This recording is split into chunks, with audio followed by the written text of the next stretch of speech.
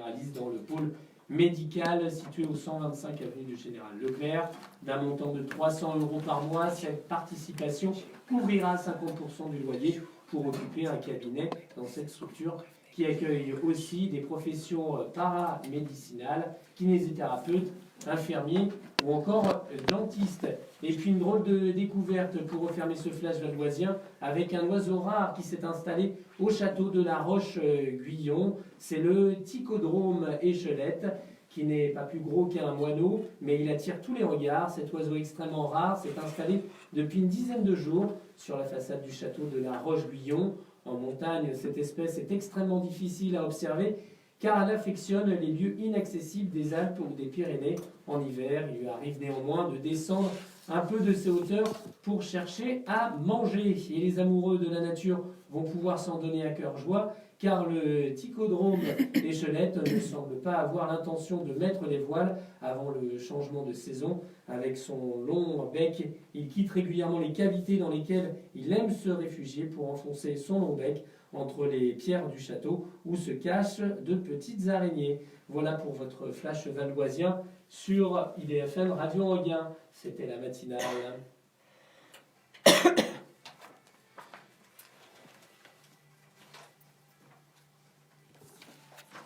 Jeudi 22 novembre 2018, il est 9h04 sur IDFM Radio Anguin. On retrouve maintenant l'émission Le Bar de l'économie, présentée par Florence Fleur, jusqu'à 10h30. Christophe, il n'est pas là, Philippe. Bonjour. C'est vous la technique aujourd'hui? Oui, parce que moi j'ai pas pu faire mon émission correctement. Il n'y a pas de train à Gare du Nord. Il n'y a pas beaucoup. Il y a des... J'ai attendu pratiquement une heure avant d'avoir un train. Mais attendez, il y a des gens qui ont un coup de bol et qui n'attendent pas et qui prennent le train et qui a 10 minutes de retard. Ils ont eu un coup de bol. Ça m'est déjà arrivé de prendre un train. Vous êtes venu en train, vous aussi? Coup de bol, là. 6 heures ce matin, ils n'arrivent pas à régler les aiguillages au niveau de l'informatique, donc du coup ils aient pu partir de train. Bon, dans mon dossier, tout est prêt. On commence par la musique, on commence par Je vais voir. Paul Zadbass. Vous inquiétez pas, j'ai mis le numéro 1. Allez, on y va.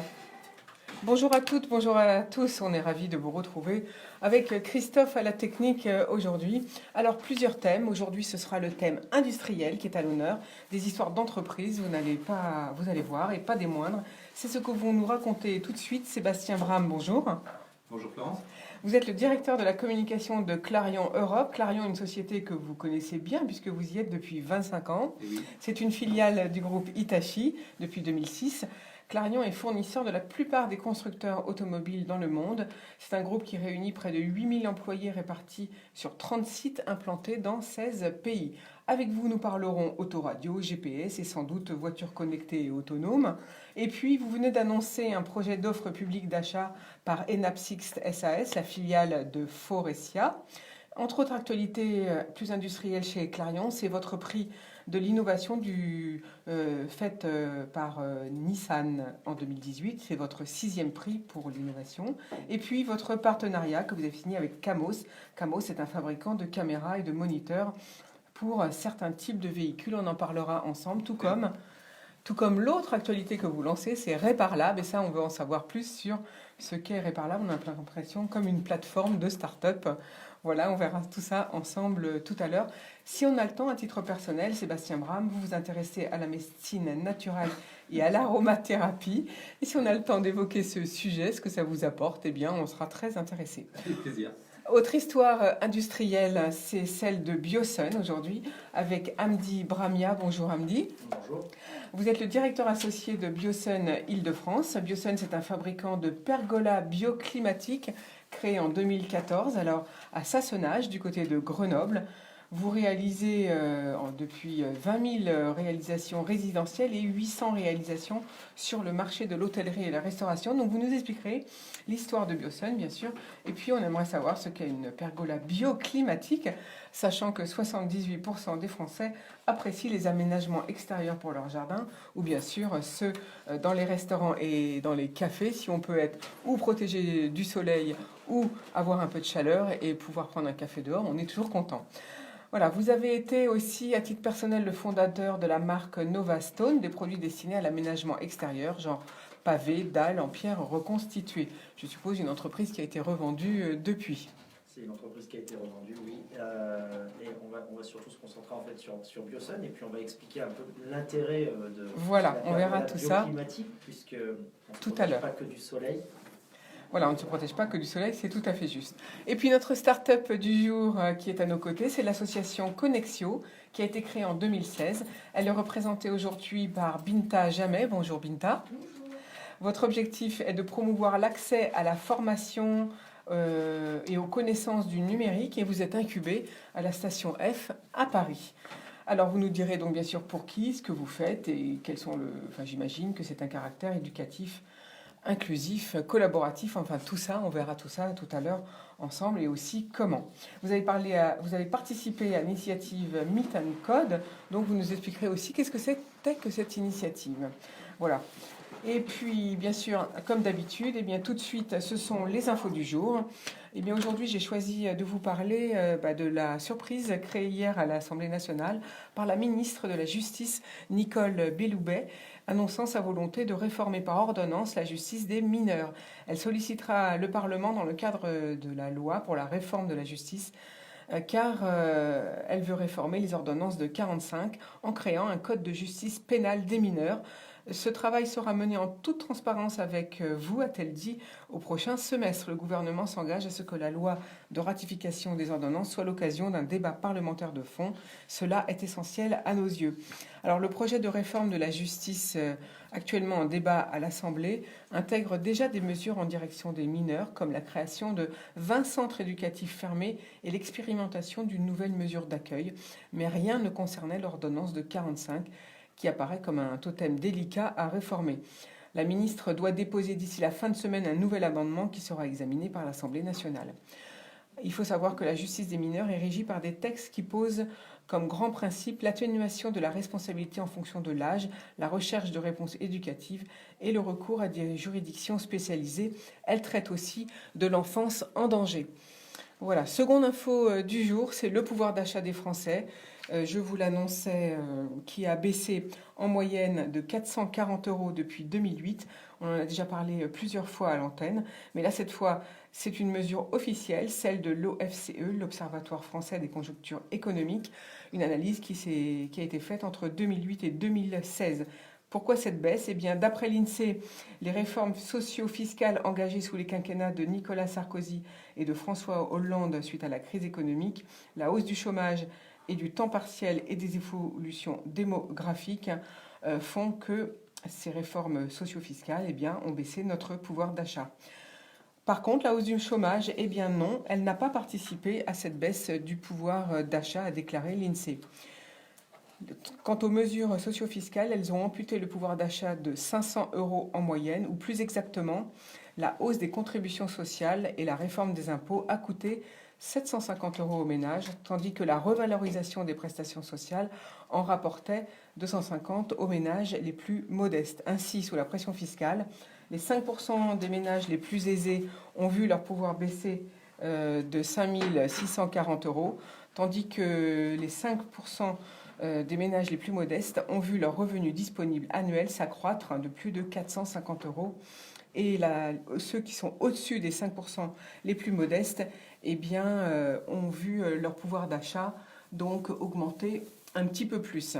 En somme, les modifications de la législation socio-fiscale, la dégradation du marché du travail et les évolutions démographiques ont donc contribué à réduire le pouvoir d'achat de 2,4% en moyenne, résume l'INSEE. Alors on va demander à nos invités de commenter. Est-ce qu'eux-mêmes ont peut-être justement vu clairement une baisse de leur pouvoir d'achat? Qui veut commencer? Sébastien Bram. Oui, enfin, à vrai dire, la question, elle se pose dans un sens général. C'est une hausse des impôts, certainement. Pouvoir d'achat, je pense que l'analyse qu'en fait l'INSEE, elle est injuste et c'est un observatoire. Ensuite, il y a le ressenti qui est plus important parfois que la réalité économique, parce que peu de personnes ont le temps de faire des calculs à chaque fin de mois pour savoir si la virgule est au même endroit qu'avant. En revanche, l'impression qu'on a à la fin du mois, à la fin de l'année, la possibilité de partir en voyage ou pas, ou la possibilité de faire des cadeaux à ceux qu'on aime ou pas, ça, je pense que c'est pénalisant et c'est beaucoup plus impactant au niveau du moral des gens. Du moral des gens. Hamdi Brahmia, vous êtes d'accord? Je partage complètement sa vision des choses, c'est-à-dire qu'il s'agit ici d'un ressenti. Alors, moi j'ai pour coutume de ne pas oublier de là où je viens. Et j'ai grandi avec des parents qui étaient ouvriers, qui avaient peu de moyens. Et il est vrai qu'aujourd'hui, de par ma situation, je suis un peu moins regardant sur mon budget, j'ai envie de dire, les 30 derniers jours du mois, ce qui n'était pas le cas de mes parents. Et quand on parle de 500 € sur une année, ça parle à des statisticiens, mais dans la réalité des choses, c'est bien plus compliqué que ça. C'est-à-dire que ce sont des gens qui, au quotidien, galèrent, quoi. C'est-à-dire que chaque argent dépensé est noté et au centime près, on suit son... Voilà. Complètement, et la paye est arrivée, qu'elle est déjà redistribuée, et il faut continuer loin comme ça. Et c'est de ça dont on parle en réalité. Très juste. Merci beaucoup à tous les deux pour ce commentaire. Alors maintenant, au niveau des infos, 2 petits rendez-vous. Pour lundi 26 novembre, 2 rendez-vous en Val d'Oise. C'est le salon de la création et de la reprise d'entreprise qui est organisé par la communauté d'agglomération Plaine Vallée. Il a lieu de 14h à 20h30 à l'hippodrome d'Anguin-Soisy. Vous pourrez vous informer sur les étapes de la création ou de la reprise d'entreprise, sur les solutions de financement et sur les aides à l'implantation.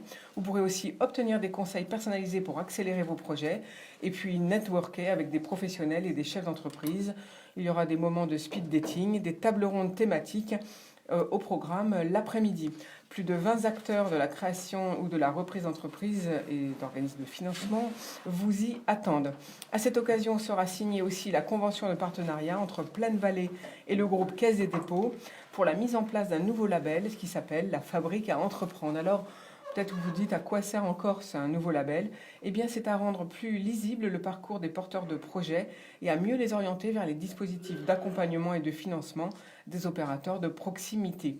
Alors, on sait que vous tous, vous connaissez bien vos maires, mais vous ne savez sans doute pas qui est président de l'agglomération Plaine Vallée. Eh bien, c'est Luc Streyano, le maire de Soisy-sous-Montmorency, et le vice-président, délégué d'ailleurs au développement économique, c'est Daniel Fargeau, le maire d'Andilly. Donc ça, c'est un rendez-vous, je répète, à l'hippodrome d'Anguin-Soisy, place André Foulon, à Soisy-sous-Montmorency. L'entrée est gratuite, bien sûr, sur inscription. Vous allez sur eco-plainevallée.fr. Autre rendez-vous pour lundi, c'est l'association La Cité de l'Avenir qui vous invite à participer à un atelier de simulation d'entretien d'embauche en présence de Frédéric Verne, le parrain de la promotion 2018 et surtout l'ancien président de la Chambre de commerce du Val d'Oise. Ces moments ont lieu de 14h à 16h30 à la salle de conférence de la Chambre de commerce de Cergy. Donc allez-y, c'est toujours bien de se préparer aux entretiens d'embauche. Et enfin, bonne nouvelle, réouverture début décembre d'une 3e voie de circulation sur l'A15 à Argenteuil. Les travaux lourds de réparation du mur de soutènement de l'A15 ont bien commencé début octobre et devraient bien avancer pour pouvoir réintroduire une nouvelle voie de circulation car les embouteillages sont nombreux le matin. Ces travaux portent sur un montant total de près de 6 millions d'euros financés par l'État. C'est son rôle d'ailleurs.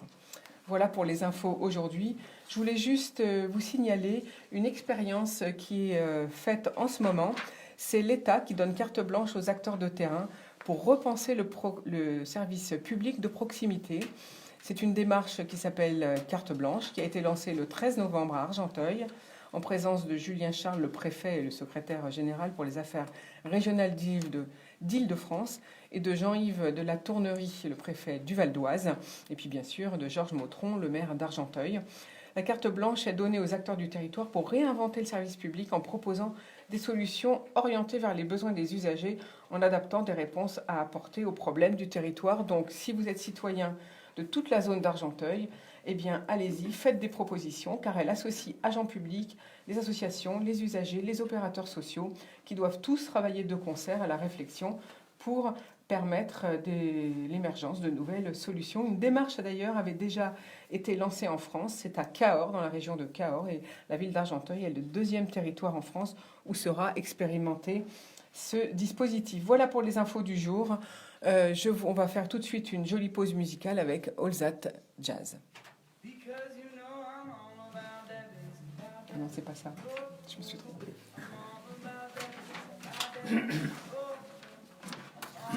Alors, que je remette tout ça dans l'ordre. Je note la musique.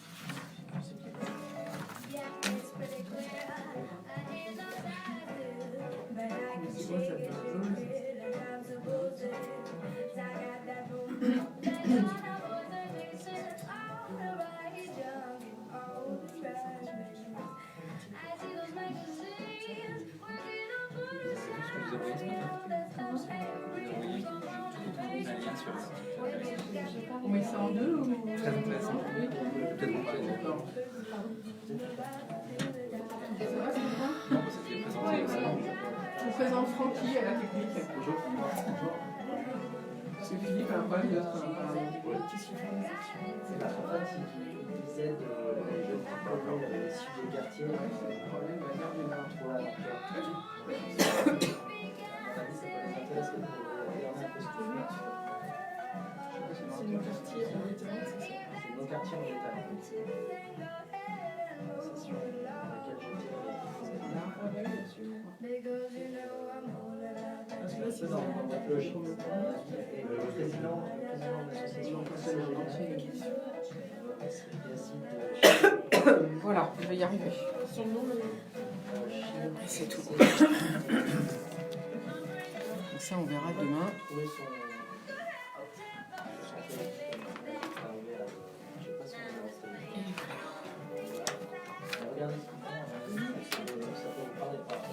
Après, on y va avec vous, si vous voulez bien. Voilà, ça y est, je suis équipée.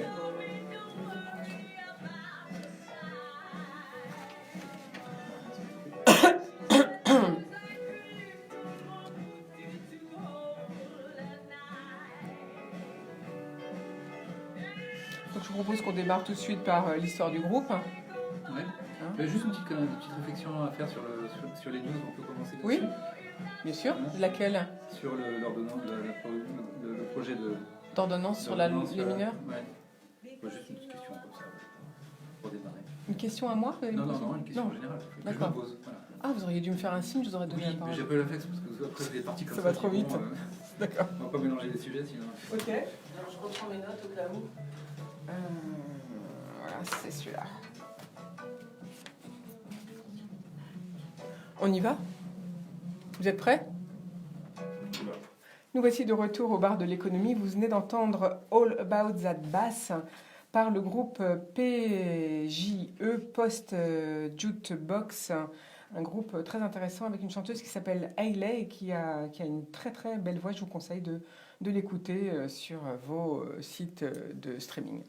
Alors, Sébastien Bram, aujourd'hui je suis en compagnie de Sébastien Bram, directeur de la communication de Clarion Europe, de Hamdi Bramia, directeur associé de Biosun Île-de-France, et de Binta Jamais, qui s'occupe de l'association Connexio.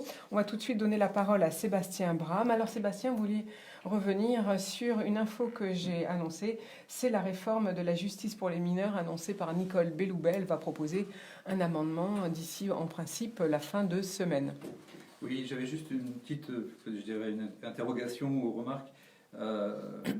On parle là de justice sans complaisance quelque part, ou en tout cas de renforcement. Et je me demandais s'il y avait un mouvement parallèle qui me semblait intéressant, d'avoir une éducation sans complaisance, qui à mon avis est aussi un principe préventif plus intéressant. Cela dit, la perte de responsabilité, c'est aussi un sujet, une préoccupation très, très grave. Et à ce titre-là, on parle de l'atténuation, ou on parlait de l'atténuation de la responsabilité en fonction de l'âge. Et la question que je me pose, c'est où elle est passée cette responsabilité? Parce que c'est pas parce qu'il y a une atténuation quelque part qu'elle disparaît, qu'elle n'existe plus. Il faut bien qu'il y ait un transfert. Et aujourd'hui, ou hier, où est passé ce transfert et de quelle manière on a prévu ou on souhaite le rétablir? Vastes interrogations, et on verra bien si la justice va se renforcer ou si au contraire elle va rester souple. Enfin, je pense qu'il y a quand même une certaine souplesse, parce que les jeunes ne sont pas, enfin, ont besoin encore, comme vous dites, d'être éduqués. Donc on va voir, on attend justement les mesures qui vont être annoncées. Alors aujourd'hui, on parle de thème industriel, c'est l'industrie à l'honneur. Et on aime les histoires d'entreprise au bar de l'économie. Alors, racontez-nous, Sébastien Bram, l'histoire de Clarion, puisque c'est une histoire quand même pas banale. C'est une entreprise à la base japonaise. Oui, tout à fait. Et toujours d'ailleurs, même si le nom a une consonance plus parfois française que japonaise, Clarion, c'est une belle histoire. C'est une très belle histoire et c'est une longue histoire. le groupe, la société avec d'autres noms a existé avant la guerre, la Seconde Guerre mondiale. La marque a été créée en 1940 et aujourd'hui, Clarion est sans doute la seule marque qui existe encore dans son industrie avec autant d'ancienneté. On est quelque part des dinosaures de l'électronique. Alors, comment ça a démarré avant la guerre, la société était Koku Denpa, qui voulait dire les ondes de l'Empire. Donc, c'était tout un environnement déjà électrique et électronique lié à la radio. Fabriquer des postes de radio pour la maison et qui avait la grande originalité de ne pas de fonctionner sur batterie. Donc, c'était la télévision, des postes sans fil pour la radio et pour l'alimentation. Et donc, quelque part, il y avait un savoir-faire qui a été facilement reporté sur les voitures. Et pourquoi les Japonais de l'époque ont pensé à cela? Parce que l'armée américaine avait des jeeps qui étaient équipés de radios à ondes courtes et les GIs écoutaient du jazz transmis par la station radio locale américaine. C'était la première fois que les Japonais écoutaient ça, entendaient de la musique dans une voiture, et ça donnait l'idée à quelques fabricants qui ont vu le jour à ce moment-là, dont Clarion, de concevoir des produits spécifiques pour la voiture. Voilà. Donc l'histoire a commencé grâce à la présence américaine. C'était le point de départ, et très rapidement, puisqu'il a fallu que quelques petites années pour que des produits soient créés, développés et vendus à grande échelle par la société Clarion. Alors justement, maintenant, donc Clarion, alors où sont les usines de fabrication? Aujourd'hui, les usines sont reparties dans le monde, essentiellement en Chine. Il faut savoir que historiquement, donc, Clarion est une société japonaise et le siège est toujours à côté de Tokyo. On a une usine qui est dans le nord la région plus au nord du Japon, qui est dédiée à toute la haute technologie. Par contre, toute la production un peu plus simple, massive, pour lesquelles on peut faire des transferts de technologie facile, ont été transférés en Chine. Et ensuite, il y a des usines sur le continent américain pour les besoins de ce territoire. Et en Europe, nous avons une usine en Hongrie qui approvisionne un certain nombre de fournisseurs aussi, ou de clients plutôt pour les besoins européens. Donc tous les produits sont fabriqués en Hongrie pour l'Europe? Non. Pas tous. Aujourd'hui, on répond à une logique mondiale, donc c'est très difficile de voir. Autant il y a quelques années, Clarion a été implanté, la filiale de Clarion en France a été implantée en 1984. Et le but à l'origine, c'était de pouvoir avoir une unité de production en France, à côté de Nancy, à Christine, pour les besoins à la demande de Peugeot, tout simplement, pour dire les choses simplement, qui demandait qu'il y ait un poste de proximité pour approvisionner ces chaînes de production. Voilà. Donc c'était le démarrage de Clarion France, qui auparavant était distribué par d'autres sociétés de commerce. Voilà, l'évolution avait fait qu'aujourd'hui, la logistique a quand même fait des progrès considérables. Les recherches et les préoccupations des constructeurs automobiles ont évolué également.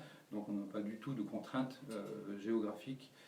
Il est parfois plus rapide d'avoir une livraison de Chine pour certains produits que de Hongrie pour d'autres, parce que la capacité de production aussi est différente et qu'on pourra réagir de manière plus optimisée. Bien sûr. Alors donc, on a dit que Clarion était bien une entreprise japonaise, même si le nom a une consonance européenne, effectivement. Est-ce que c'est facile de travailler avec comment on travaille avec des Japonais? Quelle est la méthode est-ce que c'est très différent de la méthode européenne, voire même de la méthode américaine? Alors, je peux partager mon expérience, puisque mes premières expériences professionnelles ont été au Japon.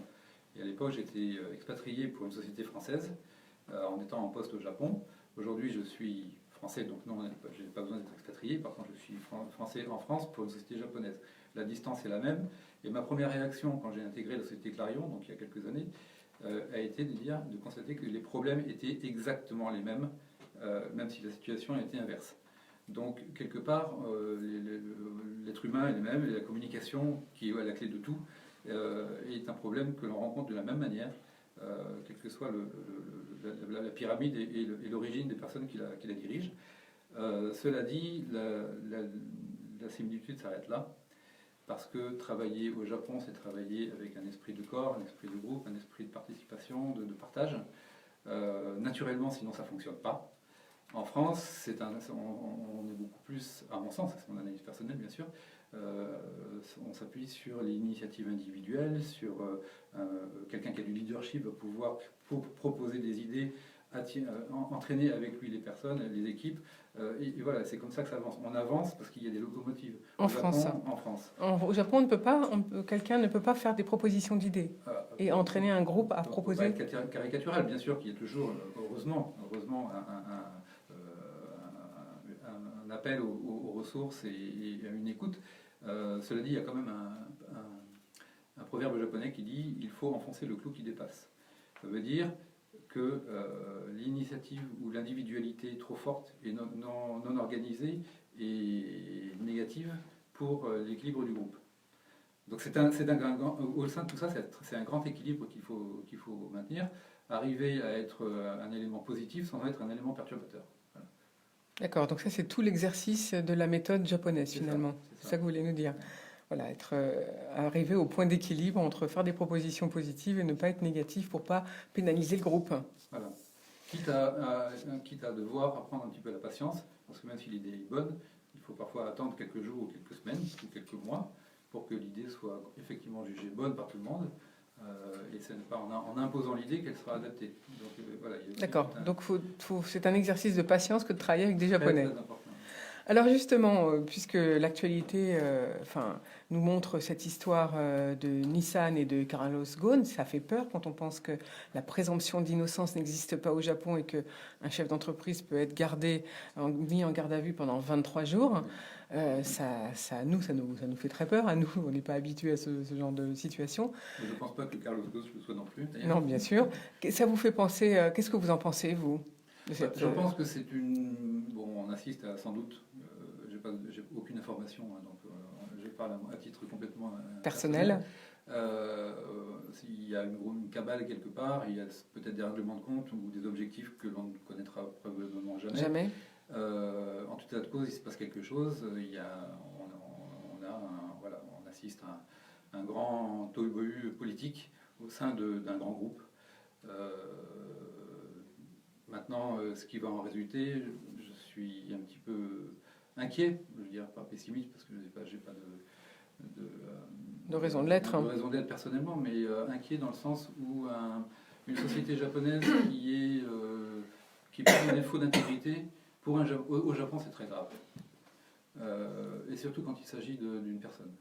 Je ne sais pas si vous avez un petit peu observé l'évolution ou un petit peu l'écho médiatique qu'il y avait autour de M. Ghosn au Japon.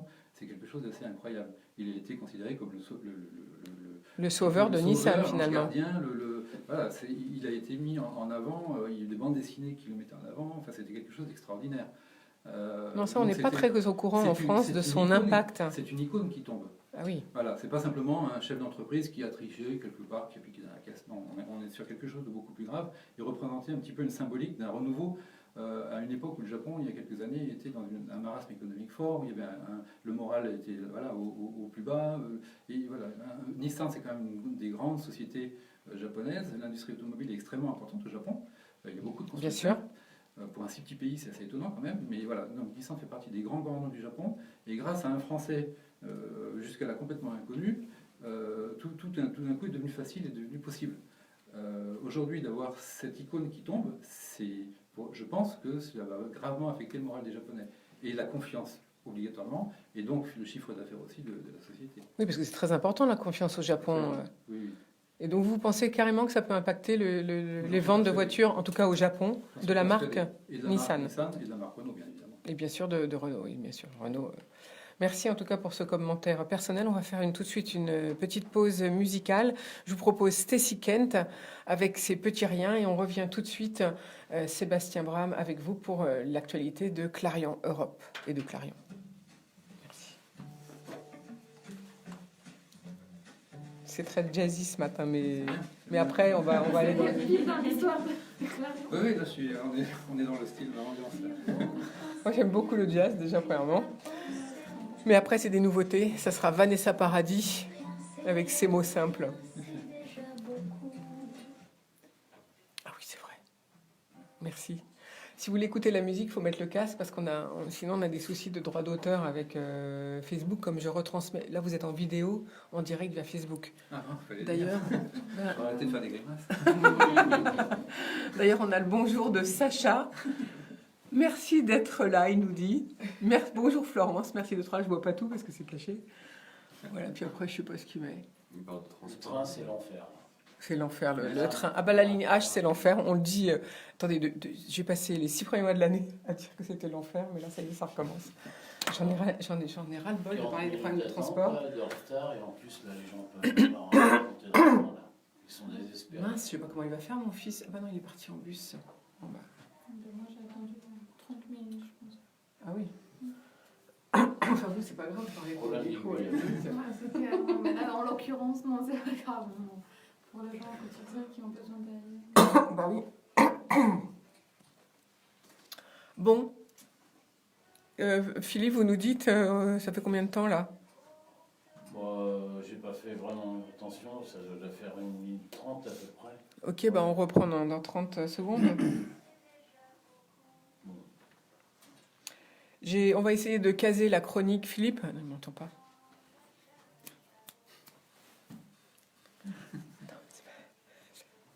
On va essayer de caser la chronique d'Olivier Carré aujourd'hui. On va essayer, dans le temps. Vers 10h, on fera une pause et ce sera une pause chronique. Bon, ça va être bon.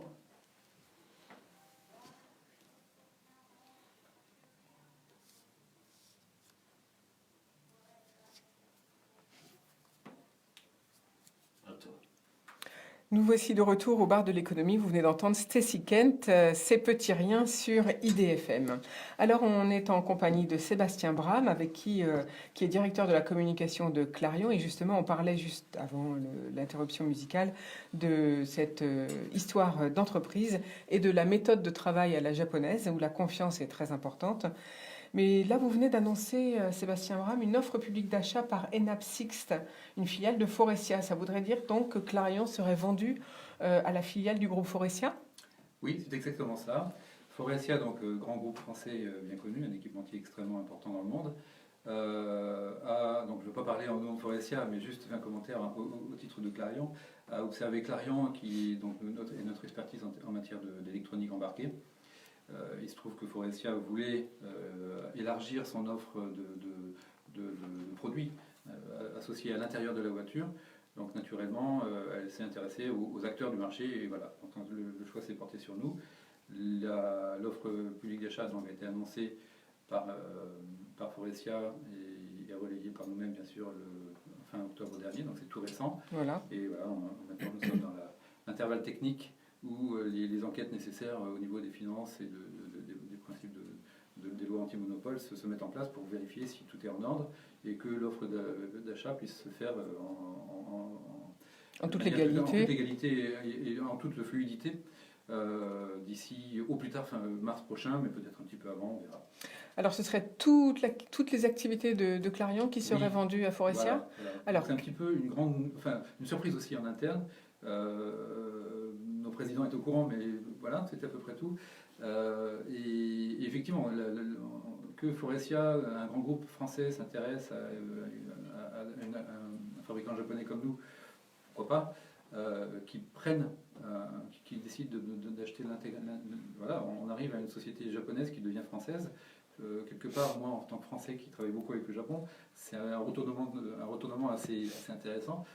Bon, voilà, après, il ne va pas se penser non plus, il ne va pas se passer de grandes révolutions en interne, mais des évolutions, oui. Et tout à l'heure, je parlais de communication, travailler avec les Japonais. Je pense que ça va être aussi une des missions au-delà de l'industrie pour Forestia d'apprendre à travailler avec les Japonais de Clarion, même si nous sommes des gens très gentils, avec lesquels c'est très facile de travailler. Il y a toujours quand même des dimensions culturelles qui sont importantes. Bien sûr. Alors, quels sont les produits justement phares de Clarion et qui en particulier intéressent Forestia? Alors, on a parlé d'histoire. L'histoire, donc, c'était la radio au départ, ça l'est toujours d'ailleurs, mais très rapidement, au-delà des produits grand public qui ont fait la notoriété de Clarion avec la hi-fi embarquée et toutes les innovations technologiques qu'on a pu apporter au fur et à mesure des années dans la voiture, Les années 90 ont vu l'émergence de la navigation pour laquelle Clarion a été un acteur important pour la technologie. Si on a le temps, je me souviens, en 1996, on avait le salon de l'auto à Paris.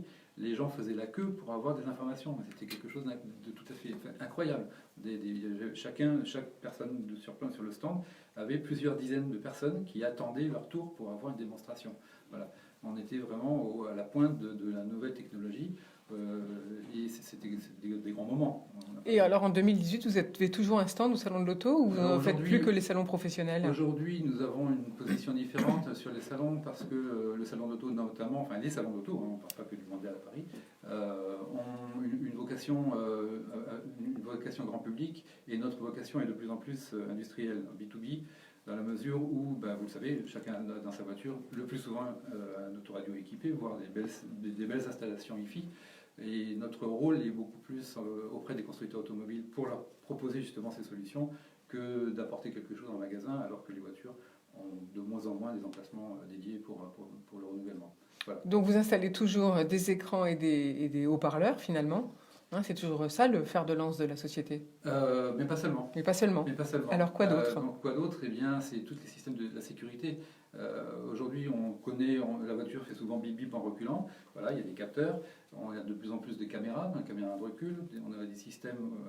Donc ça, ce sont un petit peu les b.a.-ba de la sécurité embarquée. Au-delà de ça, vous avez des systèmes qui permettent de traiter l'image. Vous avez 4 caméras réparties à l'avant et de chaque côté à l'arrière et de chaque côté de la voiture. Et un processeur va traiter l'image pour vous donner une vision à 360, vue d'oiseau, qui vous permettra d'avoir une compréhension complète de tout ce qui entoure le véhicule. Ça existe déjà, on le commercialise auprès de 37 modèles de voitures dans le monde qui sont équipés de nos systèmes avec ça. En Allemagne, c'était Porsche, la Porsche Panamera, avait longtemps et peut-être encore un petit peu d'ailleurs, je crois aujourd'hui, équipé ce système. Voilà, donc il y a la sécurité, et cette sécurité, elle évolue. On n'est pas sur des systèmes passifs, maintenant on est sur des systèmes actifs, avec l'assistance au parking. Si vous n'avez pas cette sécurité active, que la voiture ait un petit peu d'intelligence, entre guillemets, d'arriver à comprendre son environnement, elle ne pourra pas avoir toutes ces solutions d'aide à la conduite ou d'aide au parking. Voilà, on a notamment, on a parlé de Nissan, on équipe la Nissan Leaf, qui est donc la voiture électrique phare de la marque, donc pour son système ProPilot Parking, qui est un système complètement automatisé. Oui, pour lequel vous avez reçu une récompense, voilà, comme je le disais en introduction. Et donc c'est basé sur cette technologie de capteurs, de reconnaissance, d'intelligence. Donc là, c'est pour protéger toute la voiture finalement, et pour éviter qu'on cogne. Et pour protéger la voiture, et puis pour protéger l'environnement de la voiture. Voilà. Pendant longtemps, on était sur une vision un petit peu auto-centrée, c'est-à-dire qu'on voyait l'environnement comme un danger potentiel de la voiture. Maintenant, on est plutôt dans une démarche extérieure où on est un danger potentiel pour l'environnement. Donc les capteurs, et de plus en plus, ça fait partie de la roadmap, du calendrier de développement, sont là pour détecter les piétons, les cyclistes, les animaux, les petits animaux, les objets. Enfin, c'est tout un ensemble ça a l'air pareil quand on conduit, mais c'est très différent pour l'analyse. Et tout ça, voilà, on est là pour protéger l'environnement de soi-même. Voilà, on est dans une autre démarche finalement que celle d'il y a 50 ans. Complètement. Au niveau des voitures. Alors, est-ce que justement la voiture connectée, la voiture autonome va amener de nouveaux produits chez Clarion? Qu'est-ce qu'il y a en magasin? Alors, je me permets de dire que Clarion va amener de nouveaux produits pour la voiture autonome, parce que ça fait partie de un des fers de lance de la marque, et qui a intéressé Forestia, bien évidemment. On est sur voilà, la continuité de ce que je viens de préciser à propos de la détection et de la sécurité. Après, c'est aussi la connectivité, être capable de communiquer en 5G ou autre chose, d'avoir la partie matérielle qui est capable de gérer, enfin, d'utiliser ces technologies qui vont arriver. La possibilité de calculer, c'est essentiel d'avoir un calculateur à l'intérieur de la voiture qui est capable de gérer toutes les informations, et il y en a de plus en plus. Ensuite, une puissance d'émission. À quelles informations vous pensez exactement? Toutes les données qui font que la voiture fonctionne. D'accord. Donc tous ces données de sécurité qui sont enregistrées, la vitesse. Et ça, c'est Clarion qui fabrique cet outil-là, cet outil de calcul finalement. Voilà. Ça fait partie des produits que l'on propose et sur lesquels on travaille, il y a un développement permanent. Tout à fait. Et puis ensuite, il y a la partie loisirs embarqués, puisqu'on n'oublie pas nos origines. L'histoire est importante, parce que c'est vrai pour un être humain, c'est vrai pour une entreprise. Ce qu'est une entreprise aujourd'hui, c'est le reflet aussi, idéalement, de ce qu'elle a été avant. La force de Clarion, ça a été donner un petit peu une vie à bord, et cette vie elle continue avec des produits. On a introduit sur le marché il y a 3-4 ans un nouveau système de haut-parleurs, des haut-parleurs numériques. C'est quelque chose qui est un petit peu, on est dans une radio, ça paraît un petit peu iconoclaste de dire qu'un haut-parleur peut être numérique alors que le principe de l'onde, d'une onde et de la musique est évidemment analogique. Mais voilà, c'est tout le flux entre l'origine et la restitution du son qui va être traité de manière complètement numérique et qui a été une révolution, en tout cas technique. Alors justement, qu'est-ce que ça nous amène, le numérique, au niveau des haut-parleurs? Est-ce que c'est ces fameux haut-parleurs où chacun à sa place pourra entendre la musique de son choix et son voisin ne l'entendra pas? Là, on travaille on est plus au niveau du processeur qui va pouvoir proposer ça. Pourquoi pas? Je ne dirais pas que c'est là-dessus que l'on travaille en priorité. En revanche, oui, le numérique permet déjà la qualité. De son. La qualité son, je crois que c'est quelque chose qui malheureusement est oublié. Vous aviez tout à l'heure mentionné la musique en streaming. Oui, le streaming c'est fabuleux, mais le streaming, mais pas n'importe quoi. Enfin, il faut vraiment faire attention à ne pas dénaturer la musique parce que le son est. Parce qu'on peut, voilà, on a des fournisseurs d'accès qui proposent la musique. Écouter un concert, un vrai concert, pourquoi c'est beau? Parce que vous écoutez tout, vous entendez tout. Et le but d'un fabricant de haut-parleurs, notamment, ou d'un poste de processeur, c'est de pouvoir Bien sûr, d'entendre tous les sons et tous les instruments. Pas que ça a une importance, chaque instrument a une importance dans la musique. Et puis on sait que les Japonais adorent la musique, notamment classique. Oui. Sont des grands admirateurs et des grands joueurs, ou même d'opéra. Enfin, et à propos de haut-parleurs, si je peux me permettre encore d'aller un petit peu plus loin, on a présenté cette année au CITEC, qui est un grand salon d'électronique au Japon, une nouvelle technologie de haut-parleurs où justement vous mentionnez les haut-parleurs dans les portières, et bien non, c'est fini. On arrive à autre chose. Il n'y aura plus de haut-parleurs dans les portières, il n'y aura plus de haut-parleurs du tout. On a inventé un système qui permet de faire vibrer le cockpit et qui restitue du son. Alors, le scoop du jour, c'est que Clarion va lancer un produit qui est intégré dans le cockpit et c'est le cockpit qui retransmet le son. Donc, c'est formidable ça. On va présenter une voiture au prochain salon à Las Vegas, le grand salon d'électronique mondial. Et il y aura une voiture de démonstration qui va présenter cette technologie qui a donc été présentée il y a quelques semaines à Tokyo.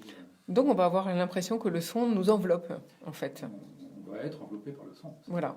On va être enveloppé par le son. Merci beaucoup Sébastien Bram pour ce scoop. Moi, je suis intéressée de voir un petit peu ce que ça va apporter. Ce sera sur le marché pas avant quelques années quand même. Ah bon? Un petit peu de travail. Bon, mais dommage. La technologie est là. Enfin, il faut attendre, il faut être patient, comme vous avez dit tout à l'heure. Il faut être patient. Et donc ça, c'est pour dans combien de temps finalement, concrètement? Concrètement, ce sera, je pense, dans les... Enfin, j'ai pas de retour, parce que pour moi c'est tout neuf aussi, mais dans les 3-4 ans. 3-4 ans, il faut pour développer ce produit que vous êtes en train que vous allez tester au prochain salon, comme vous l'avez expliqué tout à l'heure. Alors, autre sujet, autre nouveauté, si on peut dire, c'est Reparlab, que vous mettez à disposition. Donc là, c'est en France, puisque c'est dans votre usine de Custine, justement. Tout à fait. Alors, Reparlab, c'est je dirais la conclusion et le point de départ d'une autre responsabilité de l'entreprise. On a une richesse d'histoire, on a une richesse d'expérience, et on est dans un monde où l'éco-responsabilité devient un mot de plus en plus important, et c'est aussi un engagement de Clarion depuis très longtemps. C'est vraiment une des strates de la philosophie de l'entreprise. Et il se trouve que notre équipe de Français a eu l'idée, alors que l'usine de Nancy, donc de Custine, a été délocalisée en Hongrie, plutôt que de dire au revoir au personnel, on les a gardés pour transformer ce site en un grand site de service après-vente européen. L'idée de départ était de répondre à tous les besoins pour tous les produits grand public qu'on avait vendus en Europe, il y en avait quand même beaucoup, et d'assister et d'assurer ce suivi technique. Et puis peu à peu est venue l'idée que si on est capable de réparer un autoradio Clarion, on peut aussi peut-être réparer un autoradio d'une autre marque. Et finalement, c'est ce qui se passe. Aujourd'hui, on a toujours cette structure, on a nos ingénieurs, nos techniciens, nos experts, qui sont là, qui font du rétro-engineering, c'est-à-dire qu'ils vont analyser un produit de la concurrence sans même avoir le mode d'emploi, pour être capable de le réparer de A à Z. Et donc c'est un service qu'on propose d'abord aux constructeurs automobiles, c'est quand même notre première... Donc ça reste un travail de B2B? On est un travail de B2B, mais en B2B2C. Aujourd'hui, le site Reparlab, c'est la nouvelle marque qu'on vient de lancer pour désigner cette activité. Donc c'est reparlab.fr, n'importe qui peut le vérifier. A un autoradio constructeur d'origine, hein, même dans sa voiture qui est tombée en panne. Quelle que soit l'année de cette autoradio? Alors, quelle que soit l'année de cette autoradio, donc le consommateur peut vérifier sur le site en ligne, savoir si le produit est réparable par nos services. On n'est pas capable aujourd'hui de réparer tous les produits de tous les... Enfin, c'est pas possible. Il y en a tellement, non, Il c'est y en a sûr. tellement, il y a une question de volume. Là, il y a certains modèles qui sont un petit peu ésotériques pour lesquels on n'a pas la possibilité de passer du temps. Cela dit, il y a quand même, aujourd'hui, nous avons des partenariats avec 19 constructeurs automobiles qui nous demandent de suivre non pas le service après-vente, mais le service de réparation des produits hors garantie, bien évidemment. Alors, on n'est pas là pour assurer la garantie de la concurrence. En revanche, ça fait beaucoup de produits. Le parc moyen automobiles en France est assez âgé. Et donc, les équipements ont le même âge. Et voilà, aujourd'hui, on répare en moyenne des produits qui ont entre 8 et 10 ans, mais à moindre frais. Alors que la voiture a une valeur résiduelle assez faible. C'est pas pour ça qu'on n'a pas envie d'avoir un système de navigation qui fonctionne, ou d'avoir tout simplement de pouvoir écouter des bonnes radios. Et donc on assure un service autour de 300 € de réparation pour un produit qui, s'il était remplacé à neuf, peut dépasser les 3 000 €. Ah oui, donc Voilà. c'est une belle économie pour. Donc on va rappeler peut-être comment on fait si on est particulier, qu'on veut vous joindre. Voilà, on va tout sur le site simplement, internet. aller sur le site Réparlab, vérifier en ligne si le produit est déjà réparable, et ensuite sur le même site, aller sur l'indicateur qui permet de trouver le garage à proximité, qui est capable, avec lequel on a cet accord, et qui est capable de faire le lien avec nos services. Voilà. Merci beaucoup Sébastien Bram de nous avoir dévoilé tout ça proposé par Clarion cette année. Donc on va répéter. Donc si vous avez un autoradio ou si vous êtes à réparer ou si vous avez une voiture de collection, n'hésitez pas, allez sur reparlab.fr pour voir si l'autoradio et les haut-parleurs sont réparables. Le site de près de Nancy vous le répare à moindre frais. Merci beaucoup. Alors on va tout de suite faire une nouvelle pause, mais cette fois une pause en chronique, avant de passer la parole à notre deuxième histoire industrielle du jour, c'est celle de Biosun. Mais tout d'abord, Bruno vient d'arriver dans nos studios. Bruno Vigoureux, bonjour. Bonjour Florence. Bonjour. Alors quel secret de cuisine aujourd'hui? Aujourd'hui, je ne vais pas être très original, même si c'est vrai, je le suis rarement. On va donc faire le bon plat typiquement de saison. C'est presque devenu un incontournable quand le temps se rafraîchit, comme c'est le cas actuellement. Alors oui, on va faire un bon vieux pot-au-feu. Mais on va le faire avec 3 viandes. Et je peux vous assurer que ce plat est un pur régal.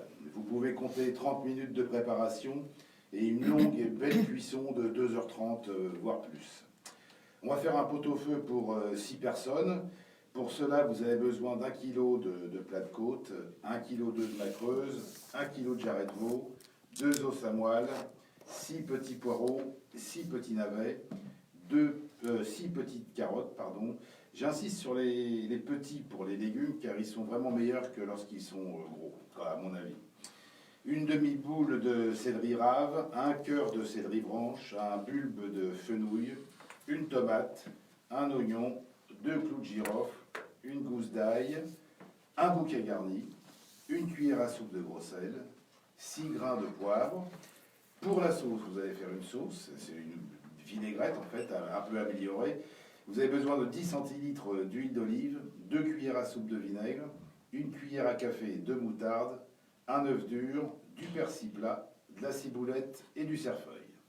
Alors pour commencer, vous dégraissez le plat de côte, c'est-à-dire que vous le mettez dans une cocotte avec la macreuse, le jarret de veau, le bouquet garni, l'oignon piqué de 2 clous de girofle, l'ail pelé, le gros sel et le poivre. Vous couvrez d'eau et vous portez à ébullition en écumant. Vous laissez ainsi frémir 2 heures. Pendant ce temps, vous nettoyez les poireaux et vous les liez en bottes. Vous pelez les navets et les carottes. Attention, pour les navets, il y a comme une double peau et un économe peut ne pas suffire. Il vaut mieux prendre un petit couteau d'office dans ces cas-là. Vous épluchez le céleri rave et vous le coupez en cubes. Vous effilez et tronçonnez la branche de céleri. Vous nettoyez le fenouil, vous le détaillez en quartiers. Vous lavez et coupez la tomate en dés.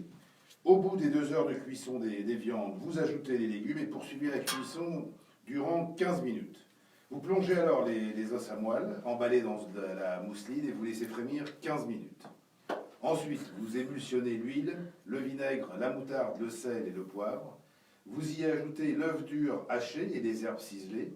Vous pouvez même faire tiédir quelques secondes au micro-ondes. Vous pouvez maintenant égoutter les viandes. Vous les disposez dans un plat avec les légumes et vous arrosez d'une louche de bouillon et vous servez avec la vinaigrette tiède et la moelle posée sur une belle tranche de pain de campagne grillé avec du gros sel. C'est un pur bonheur. Surtout si vous accompagnez ce plat avec un moulin à vent à boire avec modération, il ne pourra rien vous arriver de grave. Si vous avez des restes, ce qui est probable, de viande, vous pouvez vous en servir pour soit faire un chip parmentier, soit un chou farci, ou même une salade tiède. Bon appétit et à la semaine prochaine. N'oubliez pas que je vous retrouve à 13h dans mon émission Sport en Val d'Oise, où on va parler de golf pour tous. À très vite. Merci beaucoup Bruno. On retient le moulin à vent pour accompagner le pot-au-feu. À la semaine prochaine. Allez, tout de suite, on va faire une petite pause musicale. Je vous propose un des nouveaux titres de Vanessa Paradis qui revient en France avec un album. Et cette fois-ci, c'est Ces mots simples. Bon là, c'est un extrait. C'est un extrait, hein. Là, faut qu'on active, nous. On est dans les temps, tout va bien. Tout va bien, on est dans les temps. Tout à l'heure, Philippe. C'est bien les moulins. T'as intérêt. J'ai noté qu'il pouvait y avoir des restes de viande, mais pas de moulin. Voilà, c'est ça. Ouais, c'est plutôt ça l'idée. Par contre, c'est trop compliqué. Là, moi, je fais pas tout ça. Hein. Je mets pas.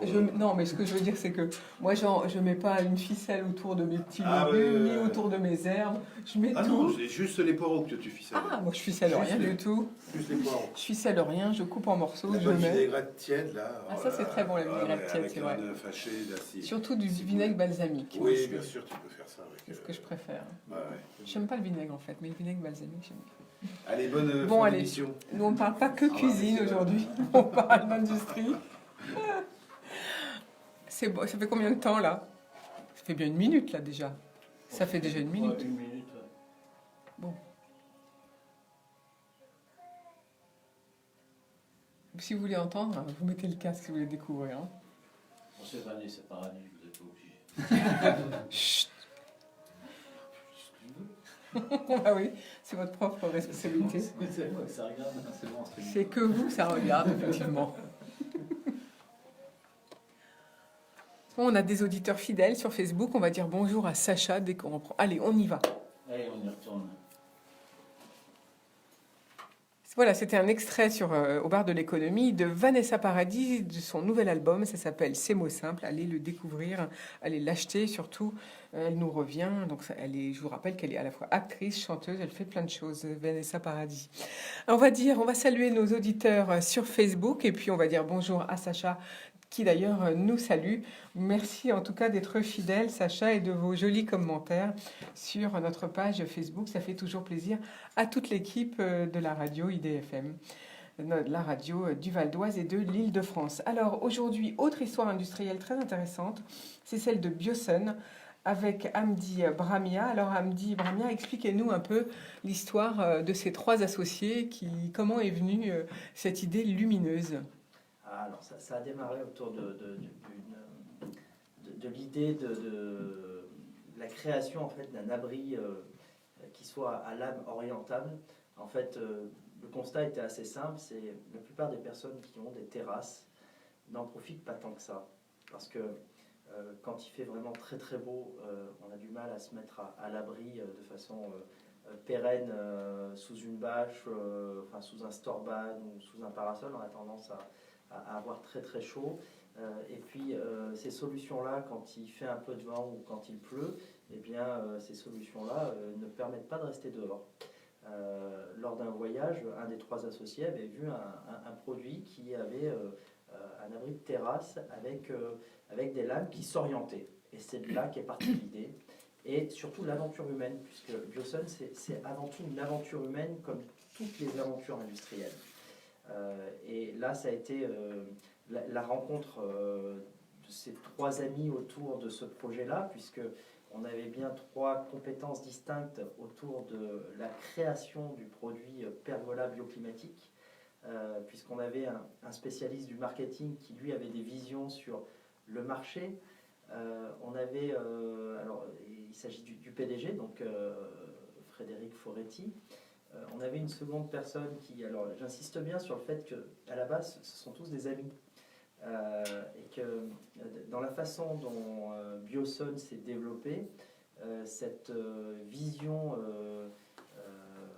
d'entreprise a permis à Bioson de créer chaque année des choses assez extraordinaires. Donc le deuxième associé, Alexandre Bizanski, lui était un ancien chaudronnier et avait une vision très technique du produit. Donc toutes les premières pergolas ont été imaginées et construites par Alexandre. Et quand vous regardez avec un peu de recul toutes les aventures industrielles, elles ne peuvent pas se passer d'un appui financier fort et de compétences financières fortes. Et je pense que c'est l'alliance de ces trois personnes. Donc qui est le troisième personnage? Comment s'appelle-t-il? Alors le troisième personnage, c'est Jean-Paul Sibélas, qui a été chef d'entreprise pendant de nombreuses années, qui a pendant de nombreuses années pris et restructuré des sociétés et qui les a menées au succès et qui s'est intéressé en fait à l'aventure de Bioson. Il était quasiment parti pour aller à la retraite et je crois que l'aventure humaine lui donne envie d'être à nos côtés et de continuer avec toutes ses compétences, et on en a besoin tous les jours. C'est-à-dire qu'aujourd'hui, avoir une aventure industrielle en France, c'est quand même un exercice compliqué de tous les jours. Et s'il y a des aventuriers aujourd'hui dans nos sociétés, je pense que ce sont les entrepreneurs, parce que tous les jours, en fait, il faut affronter, il faut régler un nouveau problème. Et le problème financier du quotidien est vraiment hyper important dans le bon développement d'une société. Bien sûr. Alors, vous fabriquez des pergolas, comme vous dites, bioclimatiques. Qu'est-ce que c'est une pergola bioclimatique déjà? Alors oui, c'est un nouveau produit, c'est-à-dire que ce terme bioclimatique a été imaginé par Frédéric Foretti. Alors, ce qui est amusant, c'est qu'aujourd'hui, tous nos concurrents, en tout cas tous ceux qui ont copié le produit, utilisent ce terme. Mais ce terme a été inventé par Frédéric Foretti. Et le bioclimatique, en fait, il se situe au niveau de la capacité de cet abri à pouvoir générer naturellement une ventilation grâce à son système de lames. C'est-à-dire que, pour faire très simple, lorsqu'il fait très très chaud et que vous êtes en période de forte chaleur, vous allez mettre les lames en opposition avec le soleil, vous allez être à l'ombre, mais grâce au brevet qui a été posé sur les lames, vous allez avoir en fait une dépression d'air qui va se créer et qui va aspirer l'air chaud. L'air chaud a naturellement tendance à monter, et juste avec cette petite dépression d'air, vous allez avoir ce ressenti qu'on peut avoir sous un très gros arbre en période de forte chaleur, où on a l'impression de se sentir bien. Eh bien, c'est exactement ce que vous ressentez lorsque vous êtes sous une pergola bioclimatique. Voilà, donc on va expliquer aux auditeurs. Donc c'est un système en fait, c'est comme qui se pose. Il y a 4 pieds, c'est comme un toit finalement, un toit suspendu, et c'est le toit qui est formé de lames. Hein, c'est bien ça. Tout à fait. Et ce sont ces lames qui s'inclinent, comme vous dites, selon. Alors, ça s'incline comment? C'est nous qui appuyons sur un bouton ou c'est les lames qui. Enfin, il y a un capteur qui calcule lui-même selon la force. Soit du soleil, soit de la pluie, comment il faut positionner les lames? Comment ça se passe? Alors c'est vous qui allez choisir l'orientation de la lame en fonction du ressenti que vous allez vouloir avoir sur votre terrasse. Si vous voulez de l'ombre, vous allez vous mettre en position de façon à avoir de l'ombre. Si vous voulez avoir votre terrasse complètement ensoleillée, à ce moment-là, vous allez mettre verticale de façon à avoir l'ensoleillement le plus complet sur votre terrasse. Et puis, il va y avoir un capteur qui, lui, va avoir la fonctionnalité de fermer la terrasse en cas de pluie, ou un autre capteur qui va fermer la terrasse ou ouvrir la terrasse en cas de fort vent. Voilà. Mais c'est vraiment le consommateur qui choisit, comme quand vous êtes à l'intérieur de votre maison, vous allez choisir votre confort. Eh bien, l'objet d'une pergola bioclimatique, c'est de choisir son confort à l'extérieur de la maison et surtout de créer une pièce de vie extérieure. Et c'est en cela que ça devient intéressant. Alors, comment vous faites pour créer une pièce de vie à l'extérieur? Vous installez sur les les 3 côtés, ou 2 côtés, ou un côté selon la demande du client, un système pour se protéger également en parallèle de la pergola? Alors, on peut effectivement fermer la pergola, et si on veut parler de termes plus génériques, on a l'impression que ça peut ressembler à une véranda, mais ce n'est pas du tout le cas, c'est-à-dire qu'on peut la fermer avec du vitrage, on peut la fermer avec des stores, on peut aussi mettre en place des claustras, mais si vous voulez, l'intérêt d'une pergola bioclimatique, c'est de garder cet esprit, on est dehors, mais on est dedans.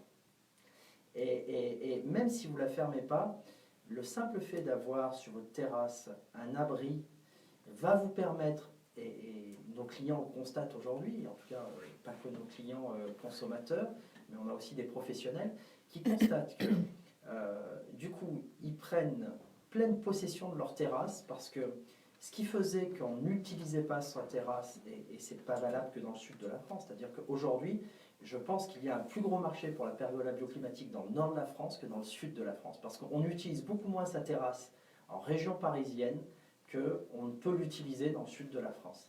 L'intérêt de ce produit, c'est vraiment de pouvoir bénéficier pleinement de sa terrasse. En quoi donc est-elle fabriquée, ce matériau? Alors c'est un produit qui est fabriqué tout en aluminium, et c'est un produit qui a aussi cet intérêt d'avoir, et c'est là qu'elle est belle l'histoire, c'est que c'est un produit qui est fabriqué entièrement en France, du côté de Grenoble, et que l'aventure industrielle, si vous voulez, elle a eu aussi cette particularité de dire on laisse tout en France.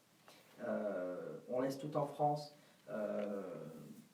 pour des raisons un peu philosophiques, de dire à un moment où notre pays se désindustrialise, eh bien, on va essayer de faire un produit qui soit innovant, pour lequel on sache communiquer, et c'est toujours un peu l'objectif de Biosun, c'est-à-dire qu'on a toujours un peu une longueur d'avance sur les différents investissements qui sont faits en recherche et en développement, et en termes de communication et en termes de distribution. Enfin, on aura l'occasion d'en reparler. Oui, justement, comment vous dites, c'était ma prochaine question, comment vous distribuez? Est-ce que c'est vous qui installez directement, ou est-ce que vous basez sur un réseau de distribution?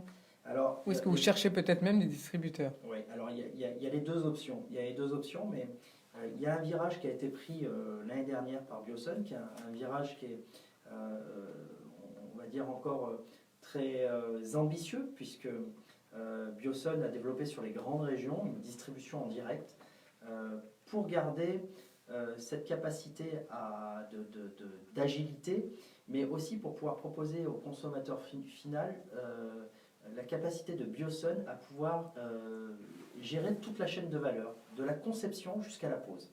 Et aujourd'hui, on a 3 grosses régions qui sont équipées de filiales comme celle qu'on a en Ile-de-France et que je dirige. On en a une en région Méditerranée, on en a une en région Rhône-Alpes. Et l'objectif de ces filiales, c'est effectivement de distribuer le produit, mais aussi de l'installer et d'assurer le service après-vente. D'accord, donc vous faites tout de A à Z. Alors ça coûte combien une pergola bioclimatique? Alors aujourd'hui, j'imagine que c'est selon la surface, bien sûr, oui, complètement. mais enfin en moyenne, le prix moyen par mètre carré, je ne sais pas si on peut s'exprimer comme ça. C'est très compliqué de parler de prix moyen par mètre carré, parce que ça va dépendre un peu des options, c'est-à-dire que c'est comme si vous me compariez, enfin si vous me demandiez le prix d'une voiture, je vous demanderais quelles sont les options que vous allez avoir dedans. Mais en tout cas, ce qu'on peut retenir, c'est qu'aujourd'hui, une pergola qui va faire entre 15 et 20 mètres carrés, le prix moyen aujourd'hui est entre 8 et 12 000 euros. Voilà, c'est le prix moyen pour avoir une pergola de qualité Tout à fait. Chez Biosun. Tout à fait. Voilà, donc c'était un produit très intéressant, je vous conseille. Si vous avez besoin d'installer une pergola, eh bien, pensez à Biosun avec ses pergolas bioclimatiques, c'est-à-dire à lame, on va dire, orientable. Si on veut vous joindre, on fait comment, Hamdi Bramia? Alors, si vous vous rendez sur notre site internet... Tout simplement. Oui. Biosun.fr. Exactement. Vous remplissez la fiche de contact et très rapidement, vous allez être contacté par un de nos collaborateurs. Merci beaucoup pour cette présentation. Effectivement, c'est très joli. On peut voir des belles réalisations sur votre site internet. On va tout de suite faire une nouvelle pause musicale et puis passer la parole à notre start-up du jour. C'est l'association Connexio. Est-ce qu'il y a autre chose que vous vouliez dire? Il y a une nouveauté très très forte sur la pergola, là, c'est la rétractable, dont on n'a pas parlé. C'est-à-dire qu'aujourd'hui, on a les lames qui sont orientables, mais on a sorti un nouveau produit qui permet de retirer complètement toutes les lames d'un côté ou de l'autre. D'accord. Et qui permet aussi de faire ce qu'on appelle du zoning, c'est-à-dire que vous allez choisir sur votre terrasse des zones Ah oui. d'ombre ou de... Ok. Bon, on n'est pas... Voilà, c'est vraiment l'actualité du jour, ça. Mais on a parlé de quelque chose de fort, c'est la distribution, puisque ça aussi c'est une nouveauté. Vous cherchez des distributeurs? Ben non, apparemment non. pas. Vous avez dit que non. Non, mais le fait d'avoir repris en direct la distribution, je veux dire, c'est un sacré enjeu. Ah, parce qu'avant, vous étiez distribué par des... Ouais. Ah, ok. Ça, vous l'avez pas dit que vous aviez repris. Ouais, Vous avez- non, sur ouais, alors je l'ai peut-être pas Non, bien vous n'avez pas exprimé. dit que vous repreniez la distribution. Ça, on l'a pas compris. Ouais. On va peut-être le préciser, je sais pas. Mais il y a des distributeurs après sur tout le reste de la France. Hein. D'accord. Bon, alors là, on va très, très court, la pause musicale. Parce que- Comment? J'ai l'impression qu'on est trop bavard. J'ai Là, j'ai pas le temps. Je le mettrai peut-être en fin. l'impression qu'on est trop bavard. Ah oui. Il y a moins en moins de musique. Des poches de 500 musique. C'est un bar de l'économie, c'est pas un bar de la musique.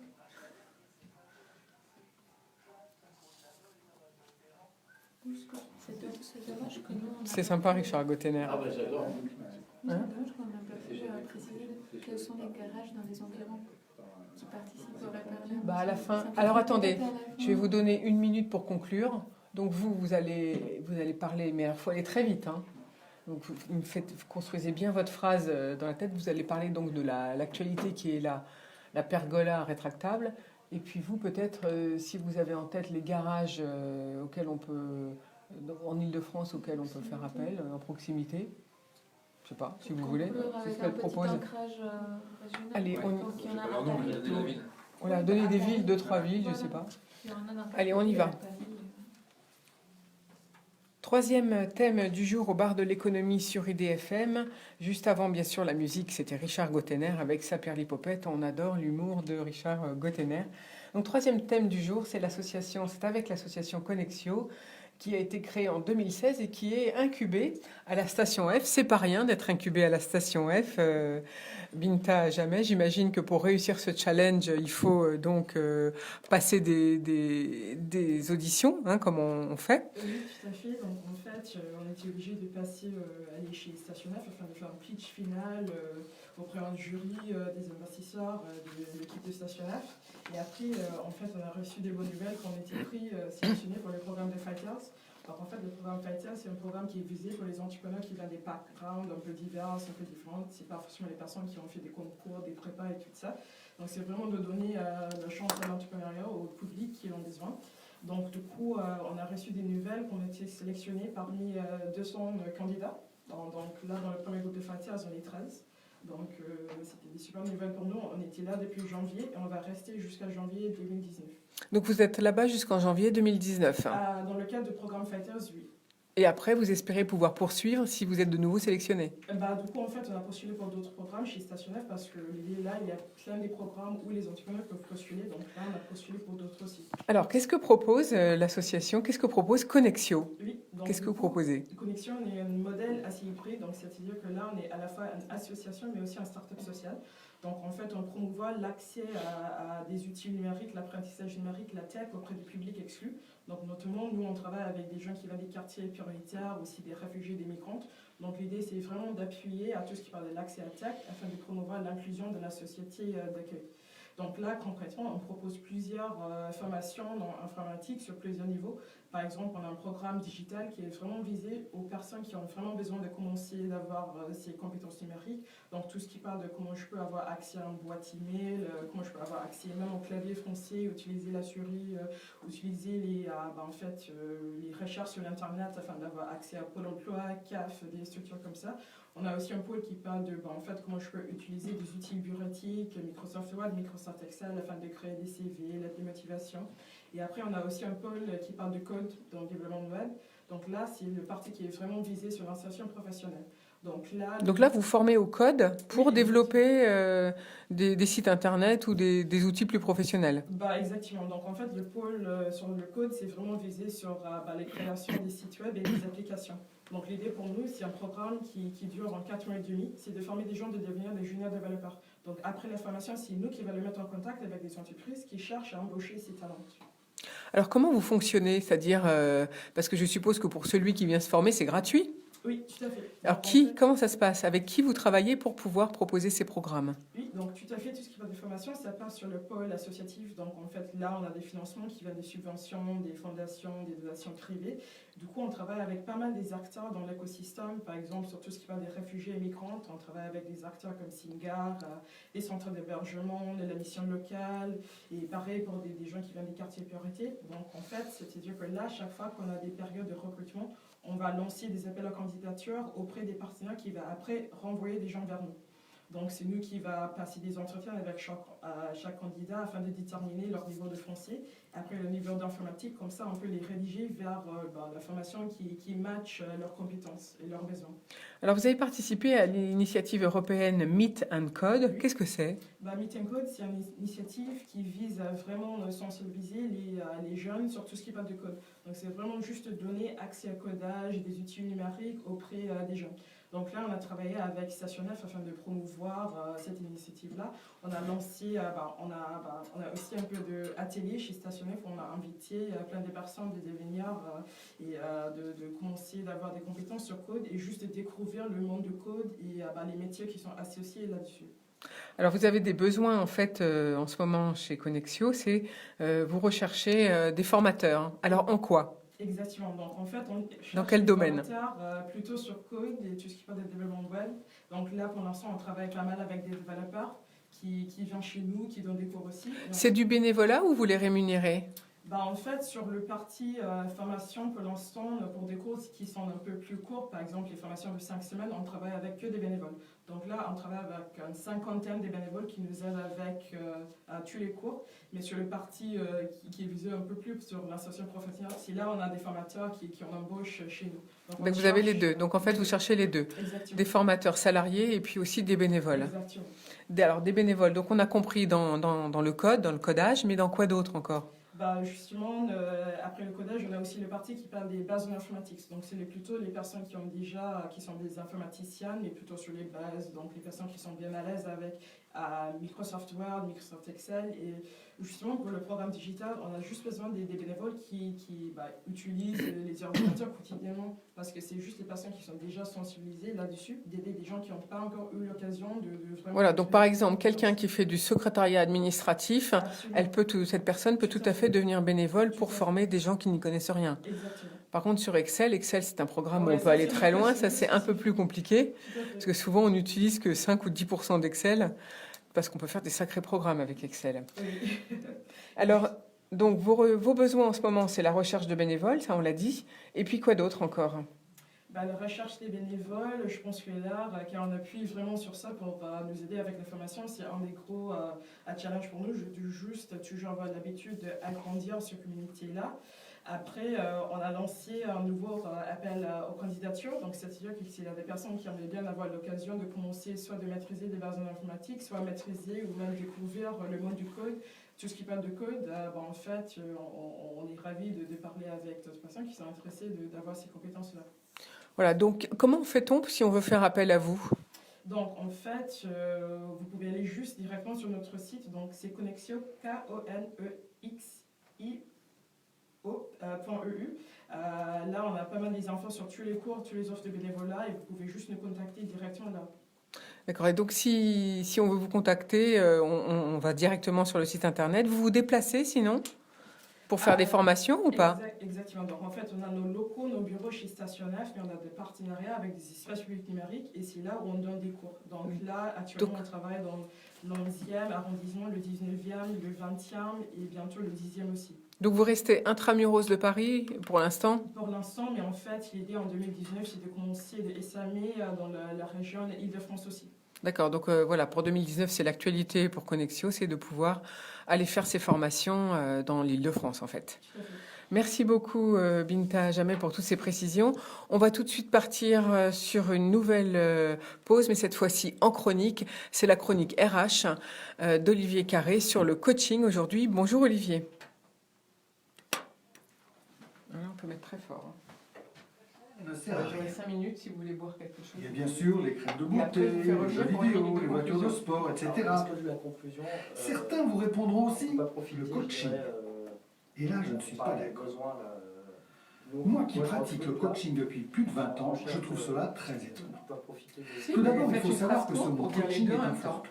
C'est-à-dire, vous allez dire, Ce bah, mot anglais est d'origine je française. sais pas, merci D'après de nous avoir Wikipédia, invités à l'antenne. le sens J'en premier profite de pour, coach, voilà, quelque chose comme ça. Grande voiture à La chevaux qualité, c'est fabriquée en les Hongrie pergolas au rétractables, XVIe siècle, et puis, appelé on coach, recherche, et dit qu'on recherche. Pas de C-O-C-H-E souci. en français, a amené vers 1830 le sens figuré, instructeur, formateur dans l'argot de l'université d'Oxford. Il désignait alors un tuteur, un mentor, qui transporte l'élève C'est bien. vers un examen.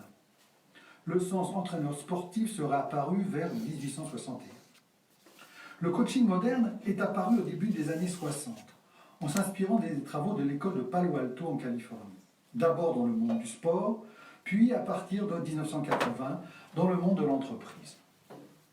À l'origine, le coach accompagne les sportifs de haut niveau pour les aider à donner le meilleur d'eux-mêmes. Il travaille à la fois sur le plan physique et sur le plan psychologique.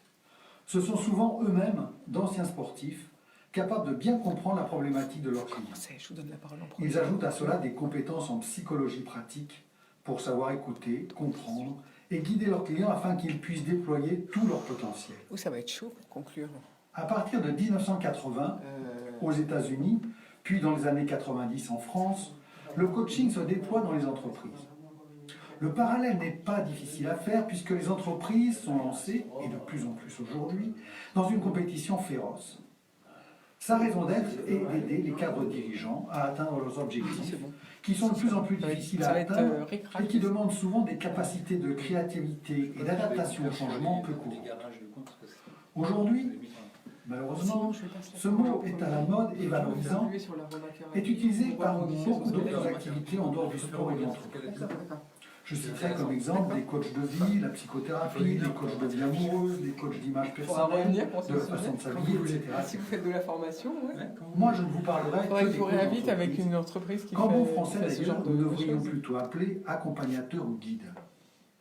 Enfin, l'année prochaine, Symboliquement, moi, tous mes plateaux le sont sens pleins jusqu'à premier, la fin de l'année. Coach, C-O-C-H-E, Enfin, je m'arrête est intéressant le 17 décembre. puisque le rôle du coach est effectivement d'accompagner son client C'est-à-dire qu'on fait, d'un je ne point fais jamais A à d'émission un pendant point les B, vacances scolaires. d'une situation présente à une situation Mais désirée. cette année, je m'arrête plus tôt. Au lieu de m'arrêter Le rôle le du 22, coach je en m'arrête entreprise il faut n'est que pas je de donner des m'aménage. conseils et encore moins de prendre des décisions à la place de son client. Je m'arrête le 17. Il pratique avant tout la Cette année, maïeutique c'est de chaud. Socrate. Il pose des questions, il écoute attentivement les réponses, il décrypte le non-verbal, il reformule, il aide son client à changer son regard sur la réalité, à voir les angles morts et surtout à déployer toutes ses ressources pour atteindre ses objectifs. Exerçant depuis plus de 20 ans, je suis frappé par le nombre de dirigeants et de cadres de haut niveau qui se limitent, qui n'utilisent qu'une partie de leur potentiel. Cela est souvent dû à l'intensité de leur activité qui se focalise souvent dans une ou deux directions et qui finit par leur faire oublier le reste, oublier qu'il y a d'autres moyens pour atteindre leurs objectifs. Il y a en particulier une phrase que j'ai retenue de ma formation, qui est pourtant loin dans le temps, c'est « Si ce que tu fais ne marche pas, fais autre chose ». Paul Václavic, de l'école de Palo Alto, a très bien décrit par exemple le phénomène du plus de la même chose. J'envoie un mailing par la poste de 100 000 adresses qui me coûte très cher et j'ai très peu de retour. Au lieu de remettre en question la conception de mon processus de prospection, je peux être tenté, parce que dans le passé j'ai fait des mailings papier qui fonctionnaient bien, de refaire la même chose mais avec 200 000 adresses, qui bien sûr me coûtera 2 fois plus cher et me rapportera 2 fois très peu de retour, c'est-à-dire pas grand-chose. Je donne cet exemple pour illustrer que lorsque l'on est pris dans le feu de l'action, seul, sans personne pour nous aider à prendre de la hauteur, nous pouvons arriver à prendre de mauvaises décisions qui peuvent, dans certains cas, être dangereuses pour l'entreprise. 30 secondes. Le Ah bah coach, super, hein. On a largement le temps. On aura l'accompagnateur, peut-être même le temps de passer un aide à dernier titre. remettre en question les habitudes, les processus Ça de dépend. décision, les C'est organisations. pas obligé. Il ne dit pas comment faire car son client connaît la situation infiniment Il nous mieux reste que lui, 4 minutes 50 mais il d'antenne. pose les bonnes questions. C'est largement. Celles qui clarifient la situation, révèlent Attention. et activent Je les vous ressources lâcher. du coaché et aident à prendre de la hauteur et à gagner en efficacité. Je vous remercie de votre attention.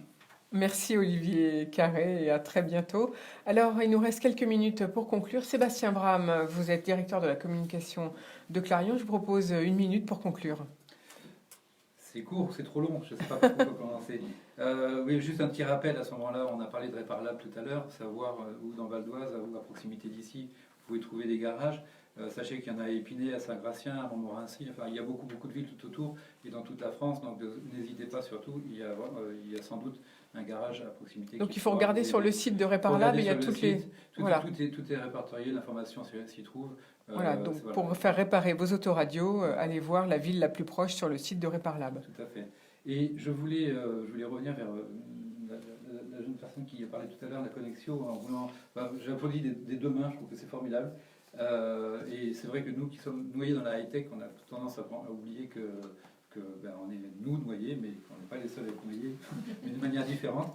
Et d'une manière plus générale, je trouve que c'est formidable et je trouve que partager sa connaissance et son expérience, c'est vraiment un formidable enrichissement pour tous. Et je pense que c'est comme ça que la société peut avancer. Et on a parlé tout à l'heure de la différence de travailler à la japonaise ou à la française. C'est l'un des éléments. Au Japon, on partage. Et je pense que voilà, plus on peut partager, et en France, il n'y a pas de raison qu'on ne sache pas le faire. C'est vraiment quelque chose de... Moi, de peut-être tout à fait formidable. allez-vous devenir un nouveau bénévole de l'association Connexio. En tout cas. Avec plaisir. Voilà. À bientôt. Merci Sébastien Bram. On va demander 1 minute pour conclure également à Hamdi Bramia qui nous a parlé de Biosun et des pergolas climatiques. Ah, mais on va rester dans le partage puisque on est en phase de développement sur l'Île-de-France et on est en recherche de jeunes talents, enfin de jeunes, non, de talents tout simplement. Et il y a des postes à pourvoir, donc n'hésitez pas à venir vers nous par le biais du site internet, notamment pour un poste d'assistante de direction avec une fonction un peu comptable. Il y a une urgence sur le sujet, donc n'hésitez pas à nous faire part de vos CV, on sera ravis de pouvoir vous recevoir. Alors, est-ce que vous êtes installé où? On n'a pas dit, en On Ile-de-France? n'a pas dit oui, on est dans 92 à Vanves. Vous êtes à Vanves, d'accord. Voilà. Et puis, ce qu'on n'a pas dit non plus, c'est l'actualité sur les pergolas bioclimatiques, c'est que maintenant, elles sont rétractables. Oui. Ça, c'est la nouveauté. Alors, Biosun s'inscrit toujours dans l'innovation et dans l'investissement sur la nouveauté. Et effectivement, je vous invite à aller sur le site internet pour voir un peu à quoi ressemble la pergola rétractable. Ah bah, ça fait Parce envie, que- je reconnais. Je suis allée voir pour faire cette émission. Donc, Voilà. merci. Et c'est le seul produit capable de faire ce qu'on fait. Et on est français et c'est nous qui l'avons. Oui, inventé. made in France, il faut le dire. Cocorico, de temps en temps, ça fait du bien. 1 minute pour conclure également, Binta Jamais, pour Connexio. Du coup, c'est juste d'ajouter un point sur nos besoins. Donc, en fait, on fait aussi pas mal des ateliers sur le soft skills, sur les parties de compétences relationnelles, pour nos publics aussi. Donc, s'il y a des bénévoles qui sont intéressés d'engager en tant que des mentors pour des gens sur les soft skills, sur des créations des CV, des LinkedIn, préparation d'entretien, prise de parole, les moyens de trouver confiance en soi. On est super ravis d'acquérir ces gens de Voilà, personnes. si vous avez 1 heure ou 2 à donner, eh bien, pensez à Connexio. Ils sont en recherche de bénévolat. Vous l'avez compris, Biosun est aussi en recherche de talents. Et Clarion, eh bien, nous annonce de magnifiques possibilités d'audition et de réparation de nos autoradios. Bonne journée à tous. Je vous retrouve bien sûr dès demain. Et dès demain, c'est un spécial start-up. Et puis aussi, je vous parlerai de l'avancée qu'il faut faire lorsqu'on est un magasin et de ce que l'on peut faire suite à une étude faite par Hayden. Donc on parlera magasin et je vous donnerai les 2 expériences, celle du groupe Casino et celle de Monoprix. À demain. Bonne journée à tous. Merci.